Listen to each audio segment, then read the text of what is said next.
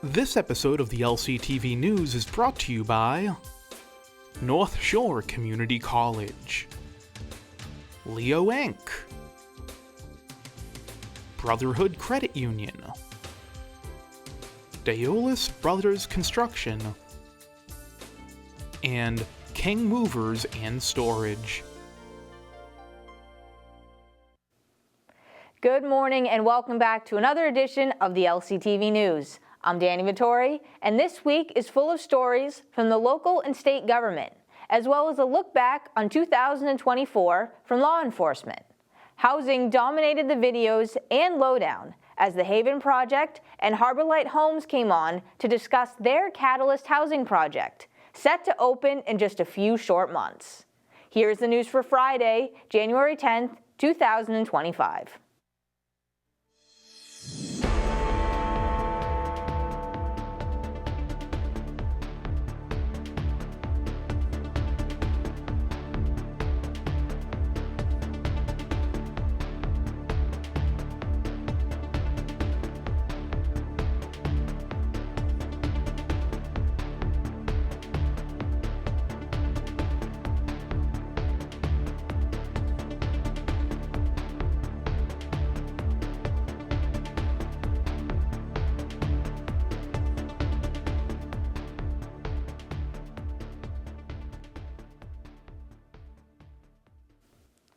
The Lynn Charter Review Committee met for public comment the night of the 7th, allowing residents the chance to voice their opinion on final draft recommendations before they're sent to City Council for approval.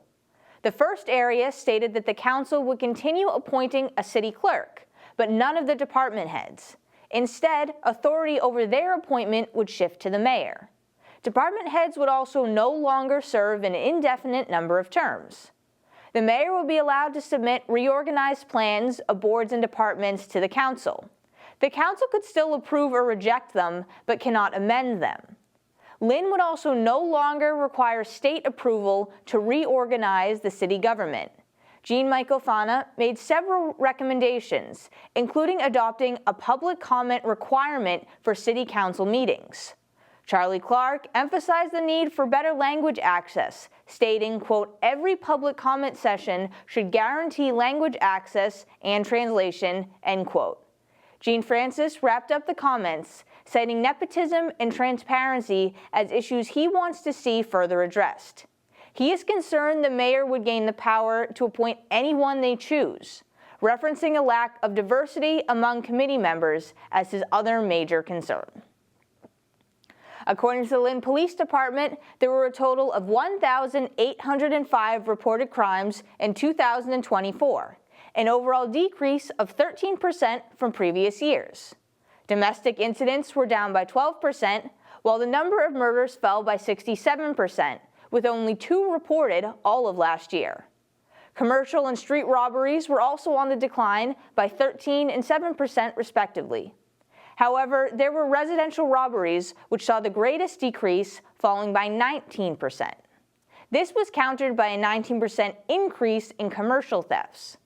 Aggravated assault and car break-ins stayed steady, posting similar numbers in 2023 and 24.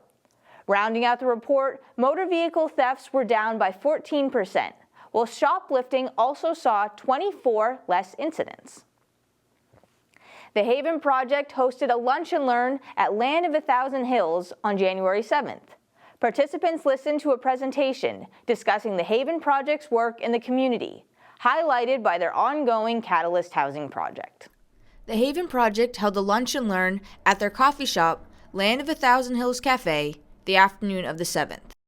Their interim executive director, Angelica Perez, gave a presentation to roughly a dozen participants about the goals of the Haven Project, focused primarily on housing. Transitional housing is not permanent housing. That means that there's a time limit. They will be able to stay there for about 12 months. But the idea is that during those 12 months, you're going to be working with us so we can give you the skills and resources you need to access into your actual place. Angelica continued on, giving updates on the Catalyst housing they're building on Monroe Street, as well as the benefits it can have for housing unstable youth. Catalyst housing, as I mentioned, is developed with Harborlight Homes partnership. It's going to be 24 micro studios, one of which is going to be specific for a resident manager. So you come and you're able to get into catalogs, whether it is through the lottery or you are on a waiting list later on. You have the services right there. Let's say that you've never had employment or you need that employment support. First floor, go into the cafe. You can connect to one of our case managers. We can train you on those services. Then we have the third and fourth floor, which is your home. We're literally taking in 23 young adults out of the community who are currently actively homeless and telling them, this is your place. This is for you, and no one can take you out of it. It's permanent supportive housing. For LCTV News, I'm Danny Vittori. Greater Lynn Senior Services has announced 10 local organizations as the recipients of Phoenix Food Hub community grants. Funded through an award from Mass General Brigham, these grants support projects working to reduce food insecurity in the city of Lynn. The organizations are Catholic Charities, the Demacus Family YMCA, Highlands Coalition, Lynn Community Health Center, the Lynn Senior Center, My Brother's Table, New Lynn Coalition, the Food Project, the Open Door/Cape Ann Food Pantry, Inc., and the Salem Pantry. Each runs their own program, ranging from food pantries to meal programs to food delivery. Some focus on specific age groups, such as the Senior Center for older adults and My Brother's Table for teen parent meal plans, while others are more general, providing aid to anyone in the community who needs it. Visit the Phoenix Food Hub website to learn more about the grants and programs being sponsored. Is one of your resolutions cleaning out your house? Do you have extra new or slightly used jackets? Donate them to the Lynn Public Health Division's Coat Drive. They accept all new or lightly used coats. There is no exact end date. They will be collecting coats all winter long.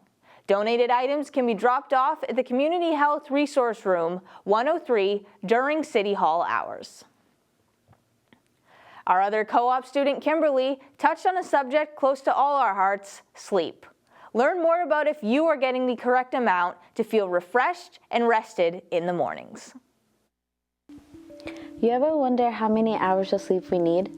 Welcome to Fast Facts. Here is where you can know how many hours of sleep you need to get a proper rest for the next day. Not getting enough sleep can impact your health in different aspects. It can lead to weight gain, high blood pressure, and depression. Chemicals called neurotransmitters can switch off or dampen the activity of cells that signal wakefulness. GABA is a chemical in the brain that helps calm things down by slowing down brain activity. It acts like a natural break to help us relax and sleep. Most adults need 7 to 9 hours of sleep each night, but some people may feel good with just 6 hours, while others might need 10 hours. How much sleep you need depends on things like age and lifestyle. If you're often tired or having trouble focusing, you might need more sleep. Remember, both how much sleep you get and how well you sleep matter for feeling rested. Thanks for watching Fast Facts. Hope you learned a little something.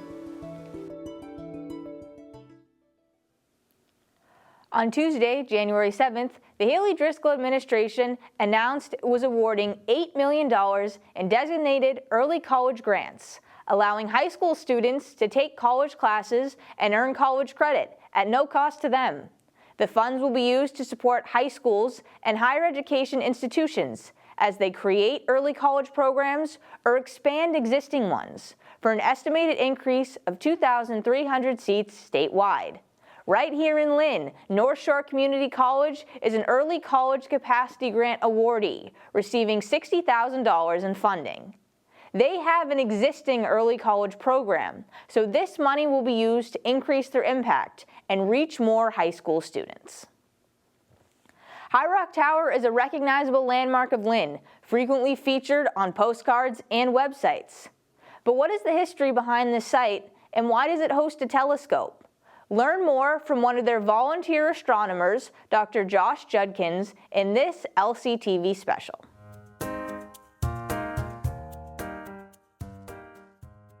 The thing that's really special about High Rock Tower here in Lynn is that this land is actually owned and operated by the city itself, the Community Development Office. The property we're on itself, a couple acres, was given to the city by the Hutchinson family, specifically for the creation of an observatory, a tower where the citizens of Lynn could come to observe the heavens, of course, and also to discuss the sort of most compelling and interesting ideas of the day. Sort of a strong, long history of abolitionism here in Lynn. The Hutchinson family, of course, were very vocal opponents of slavery, having been friends with Frederick Douglass. The current tower was completed, I guess, around early 1900s. The previous tower here was burned in presumed revelry after the North was victorious in the Civil War. The current observatory at the top of the tower was finished in early 2000, so around 2002, which prior to then, the tower really wasn't accessible to the public. So after that investment and renovation by the city, then the tower became open to the public so that they could come and enjoy the sky. But also the dome we're currently in, which does rotate around so that we can track objects as they move across the sky. It also includes the telescope here, which is the Meade LX200 telescope. It's a 12-inch Schmidt-Cassegrain style telescope. With that kind of aperture, we can easily see the planets like Jupiter and Saturn and see the detail in them, like the rings of Saturn, the moons that orbit each of these bodies. You can see the great red spot of Jupiter, the northern and southern cloud bands of Jupiter as well. You can see Mars. It's a little small, but you can, if you're patient, make out some surface detail on Mars. So in the back of the mirror, the back of the sort of body of the tube is the primary mirror. And then that small disc that's cut out in the very center in the front, that's the secondary mirror. So what's happening is the light's coming in, bouncing off the back primary mirror, then it's reflecting off that smaller secondary mirror, and then being redirected back of the scope into this portion here. There's another small mirror, and then it gets bounced out through this aperture into the eyepiece, focusing it for your eyes to see whatever object you're focused on. It's about a 2400 millimeter path length, so we're really zooming in on the objects in the sky. Some recent improvements this year, we updated the lights all in the room. So these are all on a dimmer switch and have a red gel in there so that your eyes can not be photo bleached by white light. You can see where you're walking, but your eyes aren't being bleached to be able to see the things that are relatively speaking dim in the telescope. One of the bigger projects was decommissioning the telescope, taking it off the platform here, this pier, and walking it down all 110 stairs downstairs to take it to someone to have it updated. Dr. Luke Conlon, I should say, from Salem State. He's another volunteer with us. He will take his homemade refractor style telescope, have that down on the lawn so that folks can enjoy the views down there through that telescope, see a different kind of construction, still see the night sky, still enjoy sort of the views available downstairs, but then won't have to summit the scope. Publicly held city observatory, that's rather unique.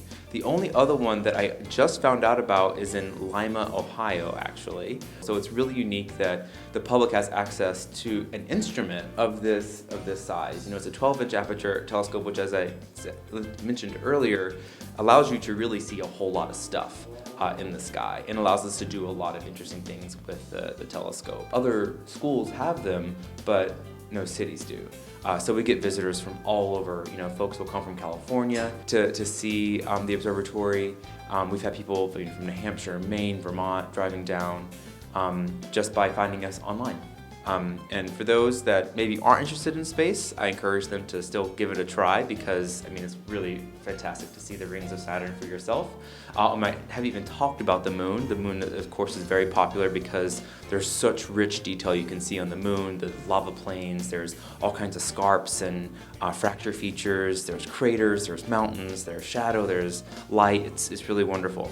Of course, there's the view. So if you come and it's the right time of year where we're opening right around sunset, then you can see the view of the ocean, of Boston, of Nahant, and it's really gorgeous up here.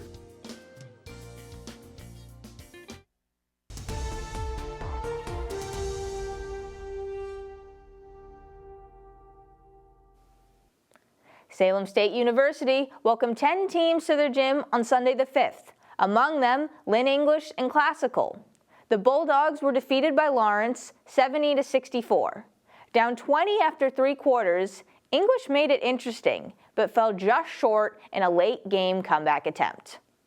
On the flip side, the Rams charged to a 64-51 victory over Revere, headlined by a triple-double by Roque Bree Arias with 24 points, 13 rebounds, and 10 assists. DJ Reynolds and Shai Bab also contributed double-digit nights, with 14 and 13 points respectively. Entering the fourth quarter with a narrow 44-42 lead, Classical outscored their opponent 20-9 for the win. They carried this momentum, handing Swampscott their first loss the evening of the 7th. In a 69-59 final, defense was the difference. The Rams only gave up 2 points in the second, entering halftime with a 30-22 advantage. Bree Arias made several highlight-worthy plays, including a dunk and behind-the-back pass in the third. Halfway through the third, the Rams were riding an 18-point lead. Not to be outdone, the Big Blue did manage to shrink the deficit to 6, connecting on 3 straight three-pointers, but time ran out for the hosts. While St. Mary's recorded their second victory in 4 days over Cardinal Spellman. After a commanding 58-29 victory on the third, the Spartans hosted and defeated the Cardinals again, this time 71-56. Led by 2 freshmen, Jake Fortier with 21 points and J.J. Martinez netting 16. While Tech boys continue to struggle, dropping a 75-66 final to Greater Lowell the night of the 7th. The Tigers are now 1-7 on the year and 0-4 in the Commonwealth Atlantic Conference. KIPP is on the opposite end of the spectrum, dominating Lowell Catholic 81-54. The Panthers have now won 3 in a row, moving to 6-2 on the season. 3 players broke into double-digit figures, led by Caleb Foster with 21. As for the girls, 6-2 Classical pulled out a tight 48-42 victory over Medford on the 7th. They were down 2 at the half, up by 4 after 3, and pulled out the 6-point win. The 9th was a similar story, with the Rams hosting and beating Somerville 58-46 off a 26-point performance by Divine Egbutt. St. Mary's won road battles with both Bridgewater-Raymond and Billerica. Versus Bridgewater-Raymond, they squeaked out a 46-41 win. Reese Matella led with 15 points, as Bella Awumi recorded a double-double, 10-point, 13-rebound day. The night of the 9th, St. Mary's dominated Billerica by almost 30 points in a 52-24 final. At 9-1, the Spartans are again vying for the top seed come playoff season. While the Tigers hosted and fell to Swampscott 57-31, falling to 4-3 on the year. On the ice, the Spartans upped their record, taking down Bishop Fien 3-0 over the weekend. 3 St. Mary's notched goals to support a 22-save shutout performance by goalie Matthew Smith Jr. Despite battling back from a 2-goal deficit, they fell in a tight 3-2 contest to Archbishop Williams the night of the 8th. While their girls' team is skidding a bit, dropping a 4-1 contest to Bishop Stang before being shut out by Archbishop Williams 2-0 on the 8th.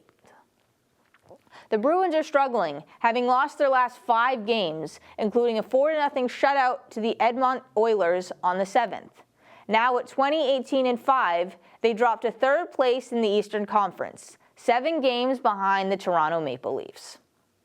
At 27-10, the Seas are inching closer to the 30-win mark 2.5 months into the season. Most recently, they took down Western powerhouse Denver Nuggets 118-106. Kristaps Porzingis, who has been sidelined most of the year with injuries, made his return known, draining 25 points while also grabbing 11 rebounds and 3 assists. A 37-point first quarter gave the Celtics a 12-point lead, but it was tied 57 apiece by halftime. Undeterred, Boston stepped up on defense, taking a 5-point lead by the end of 3, which they would never relinquish.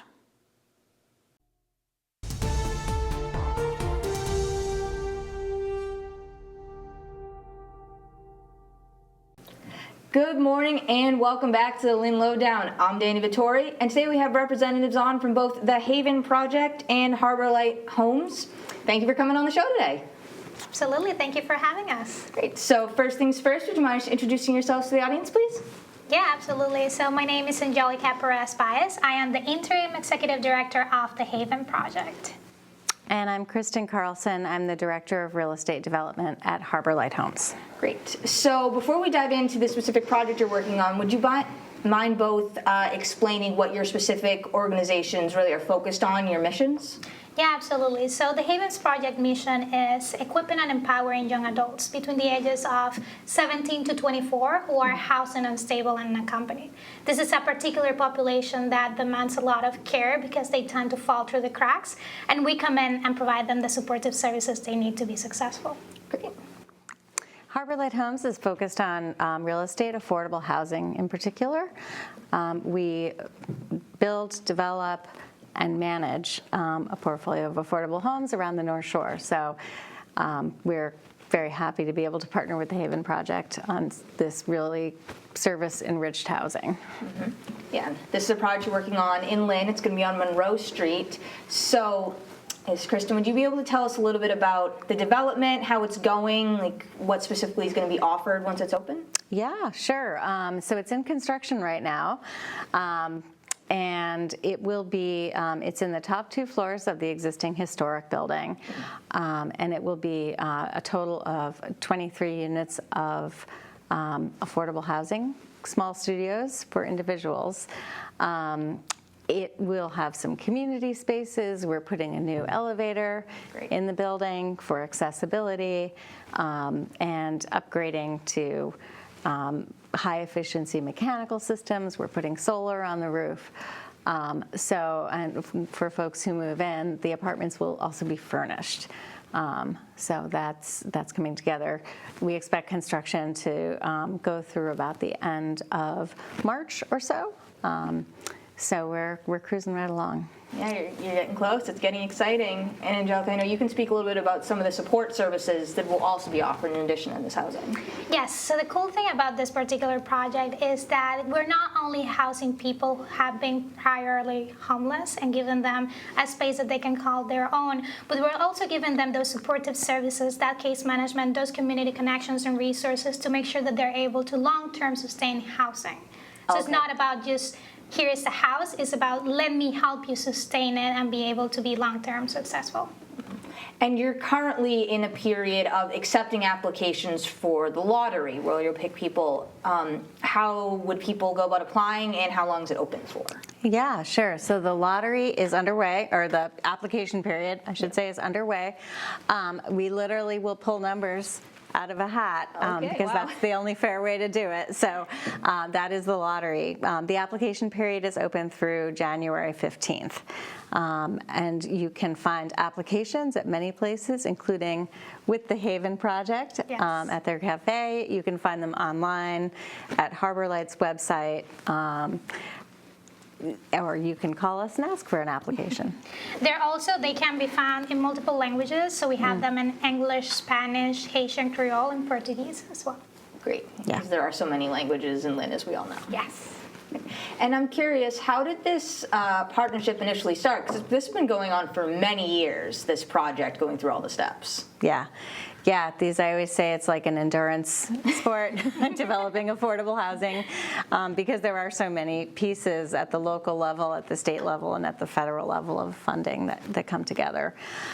So it started really that the Haven Project had potential use of these top 2 vacant floors of the building, and they really wanted to build housing for their clients, at an option for housing that they didn't have at the time. And Harborlight is, we're experienced on the real estate development side, so we kind of came in to assist with that, and we wound up forming a joint venture with the Haven Project. So where we each kind of bring to the table what our strengths are. So supportive services matched with the sort of physical housing to create really a pretty unique place for people to live.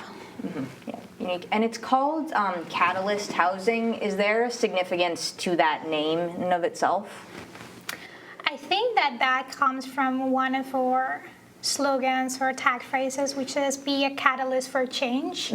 We don't just want to be another place that is able to offer you resources or an application to fill, but we want to be that catalyst that is going to equip you with the skills you need to be able to succeed in life longer term, even at the point where you're no longer working with us.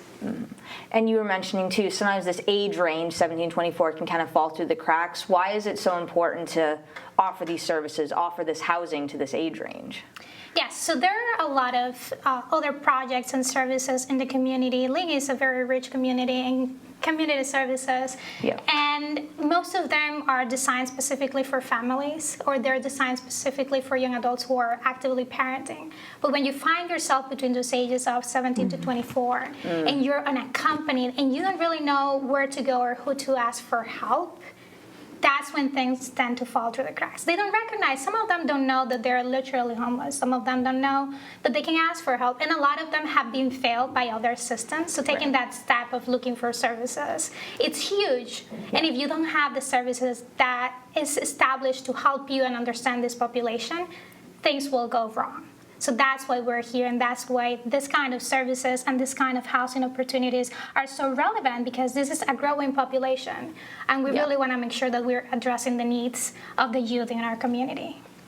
And you were even showing me a couple of pictures of the construction. They're nice. They're studio apartments. They're going to come fully furnished. So what would be included if you were to move into one of these apartments? Yeah, sure. So they are studios. They're not huge, but they do have nice tall ceilings and big windows. And they all have their own full bathroom, kitchen with all the range and fridge, and so you can cook and you can, it's a full apartment, even though it's a small footprint.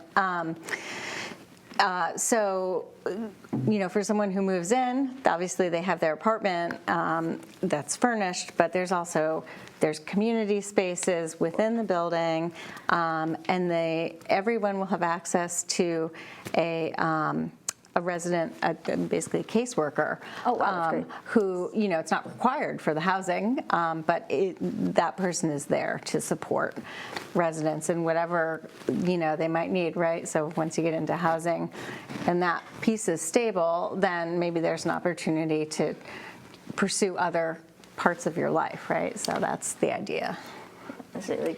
So the key piece about what Kristin is saying there is this is not just housing. This is designed to be supportive housing. Yes. So as she was mentioning, there's going to be staff there's going to be office spaces within the housing space, so that people that might need access to resources or might need access to counseling can access that without having to go outside and, let's say, go downstairs to our office space. They literally have it integrated. Which is going to be key when we're trying to keep the attention and focus of these young adults to help them longer term. Like you said, not just housing, you're helping them build maybe community relationships, giving them resources to thrive even beyond maybe once they do move out of this. Yeah. And it is important to note that this isn't sort of interim housing. This is permanent housing. Yes. So there's not a time clock or anything. But obviously the hope is that as you are able to pursue other things, you can, you may want a little bigger place, but there's no time limit on how long you're allowed to live there. That is a good point to mention, is that these units are designed for occupancy of one. So if you're a couple, you don't necessarily qualify for the services, or let's say you've been living there for a long time, then it comes to a point where you want to form a family or you have a partner, then that will not necessarily be the right housing for you. Right. Yeah. Situations can evolve, but it is going to hit a point where they tell you, okay, now you have to leave now. No, Right. It's when things evolve, if you hit a point where you yourself say, no, it's time for me to move on and maybe get something larger. Yep. Yes. Great. And I know I do have to wrap up in a moment because these always go by so fast, but was there any other points that I hadn't made that you wanted to make sure you mentioned? I think something else that it's good to mention is that there are 2 mobility units. So people who have some sort of mobility issue are welcome to apply as well. And there is 1 sensory unit for people who have hearing impairment as well. Great. That's awesome. Yeah, and I would just say that These deals are very challenging to put together, and none of it happens without local support. So the City of Lynn has definitely stepped up in a big way to support this, both financially and just with assistance as we move through the process. So we're very grateful for that. Applications, again, are due by January 15th. So when in doubt, apply. That's what I say, if you're not sure. And the age range for this housing, there's a preference for individuals who are 18 to 24. Okay. Because that dovetails with the services that Haven Project provides. So it's a preference. So certainly if you're in that age range, apply. Great. I like that expression, when in doubt, apply. I'm going to use that now. Yeah. Never hurts to apply. Of course. But I want to thank you again so much for coming on to share this amazing project, and I'm really excited to see when it's all finished. Absolutely. Thank you for having us, Danny. It's been a pleasure. We're excited for move-in day, too. Yes, you're getting there. A few more months. Almost there. Almost there. And once again, this has been the Lynn Lowdown. I'm Danny Vittori, and we will see you next week with more guests.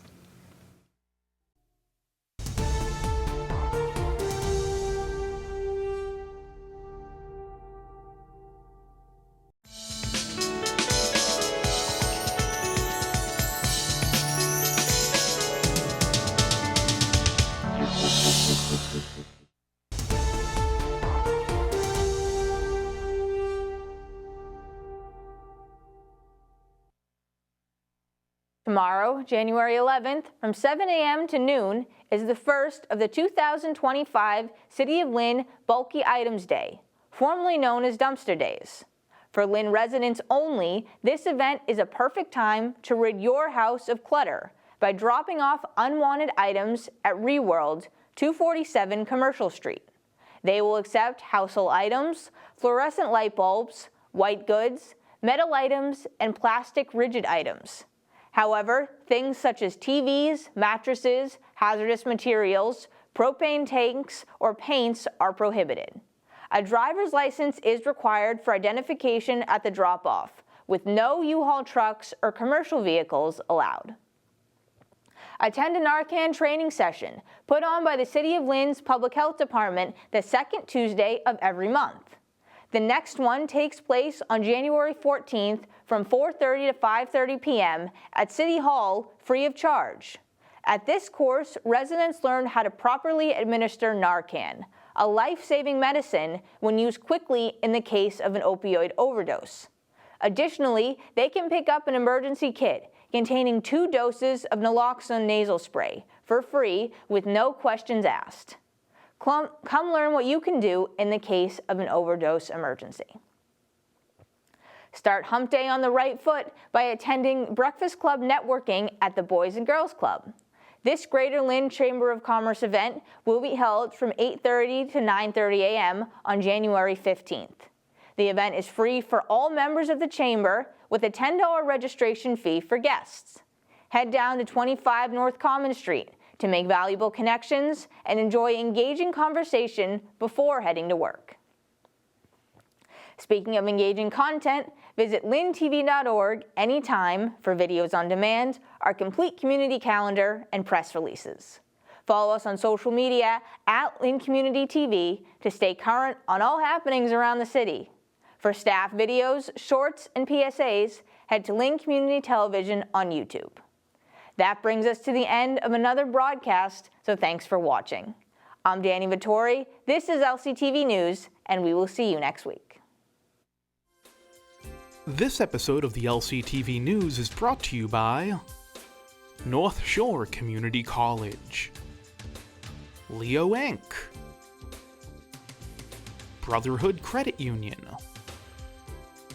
Daolis Brothers Construction,